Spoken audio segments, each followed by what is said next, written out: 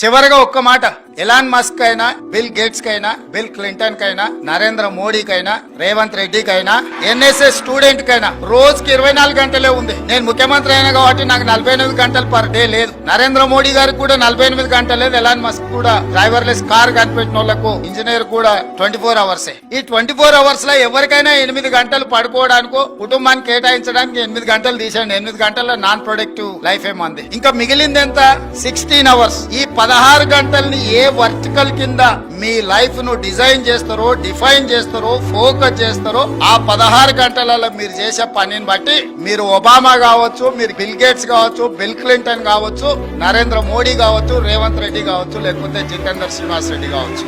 ఈ 16 గంటలలో మన లైఫ్ లో మనం ఏం పని చేయాలనుకుంటున్నాం అనే దాన్ని బట్టి మనం ఏమైతామో డిసైడ్ అవుతుంది. అది కూడా పర్టికులర్ గా 16 ఏళ్ల నుంచి 25 ఏళ్ల లోపల మనం వేసుకున్న రోడ్ మ్యాప్ మిగతా లైఫ్ అంతా పనికొస్తుంది. 16 ఏళ్ల నుంచి 25 ఏళ్ళు నాకు యంగ్ ఏజ్ వచ్చింది కాబట్టి చాలా మంది పిల్లలు అంటారు నాకు కొంచెం స్పేస్ కావాలా, నేను కొంచెం ఎంజాయ్ చేయాలనుకుంటున్నాను. ఈ 16 ఏళ్ల నుంచి 25 ఏళ్ల వరకు ఎంజాయ్ చేసిన వాటికి ఆ తర్వాత చేయడానికి ఏమి ఉండదు. ఈ 16 ఏళ్ల నుంచి 25 ఏళ్ల వరకు కష్టపడ్డావు అంటే 25 ఏళ్ల నుంచి 80 ఏళ్ల వరకు నీ లైఫ్ అనేది నీ చేతిలో ఉంటది. సమాజంలో గౌరవం ఉంటది. నిజంగా లైఫ్ ఎంజాయ్ చేయడం అనేది కుటుంబ సభ్యులతో రియల్ జర్నీ అక్కడనే స్టార్ట్ అవుతుంది.